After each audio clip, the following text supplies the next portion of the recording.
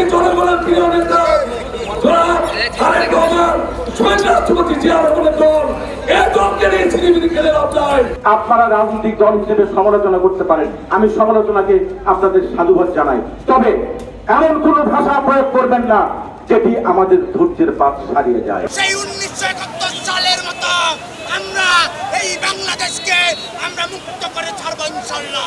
গত বুধবার যে ঘটনাটি ঘটেছে, বাংলাদেশের ইতিহাসে এরকম ন্যাক্কারজনক ঘটনা কখনোই আমরা দেখিনি। এর জন্য প্রথমেই আমরা নিন্দা এবং প্রতিবাদ জানাচ্ছি। কারোর ফাঁদে পা না দিয়ে আপনারা এগুলো মূল তথ্য তুলে আনুন।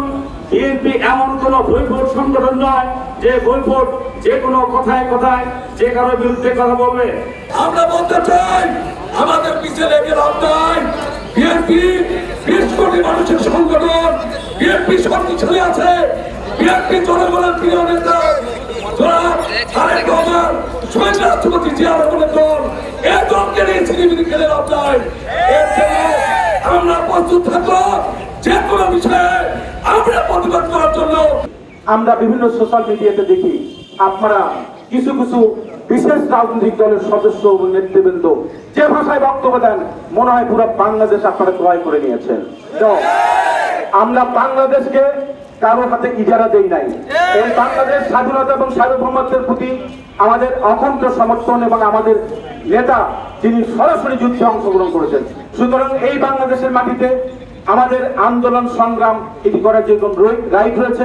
আপনারা রাজনৈতিক দল হিসেবে সমালোচনা করতে পারেন, আমি সমালোচনাকে আপনাদের সাধুবাদ জানাই, তবে এমন কোন ভাষা প্রয়োগ করবেন না যেটি আমাদের ধৈর্যের পাত ছাড়িয়ে যায়। সারা বাংলাদেশ যে বিএনপির কর্মী সমর্থক তারা অধীর আগ্রহে বসে আছে একটা ভোটের জন্য। সেই ভোটটা কবে যাবে, তারা ভোট দিয়ে বিএনপিকে নির্বাচিত। এই জন্য বিএনপির নেতৃবৃন্দ রাত দিন কাজ করে যাচ্ছে এবং সীমাহীন এই সমস্ত ধৈর্য তারা ধরে পরিস্থিতির মোকাবেলা করার চেষ্টা করছে।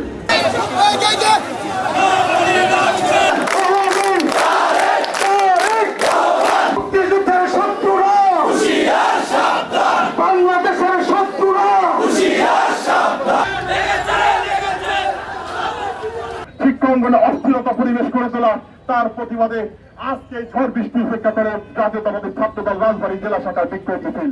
স্বাধীনতার বিরুদ্ধে যদি কেউ ষড়যন্ত্র করে, সেই 1971 সালের মতো আমরা এই বাংলাদেশকে আমরা মুক্ত করে ছাড়ব ইনশাআল্লাহ। গৌরব উজ্জ্বল ছাত্র সংগঠন বাংলাদেশ জাতীয়তাবাদী ছাত্রদল, আমাদের দীর্ঘ ইতিহাস আছে।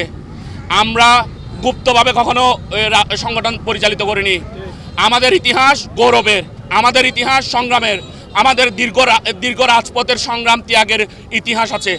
তার থেকে আপনারা শিক্ষা নেবেন। অপপ্রচার করার আগে, কারো বিরুদ্ধে অপপ্রচার করার আগে জেনে নিতে হবে অপপ্রচার করার আগে সত্যটা কি।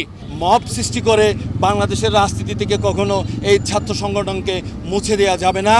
আমাদের নেতা তারুণ্যের অহংকার জনাব তারেক রহমান আমাদেরকে যে দিক নির্দেশনা দেয়, সেই দিক নির্দেশনা অনুযায়ী এই দেশের গণতন্ত্র রক্ষা, এই দেশের মানুষের অধিকার প্রতিষ্ঠায় আমরা সর্বদাই রাজপথে সচল আছি।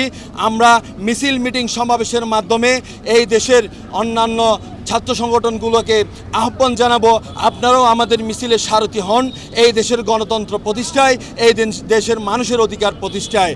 আপনারা মব সৃষ্টি করে বাংলাদেশে নৈরাজ্য তৈরি করবেন না, আপনারা মব সৃষ্টি করে বাংলাদেশে বিশৃঙ্খলা তৈরি করবেন না।